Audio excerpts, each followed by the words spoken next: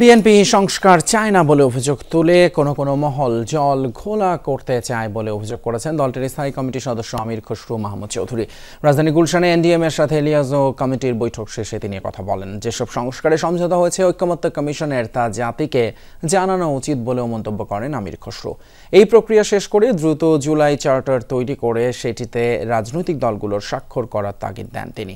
বলেন, এরপর নির্বাচনের দিনক্ষণ ঘোষণা করলে ডিসেম্বরের আগেই ভোট হতে পারে। বিকেল 4টায় এনডিএম এর সাথে লিয়াজো কমিটির বৈঠক শুরু হয়।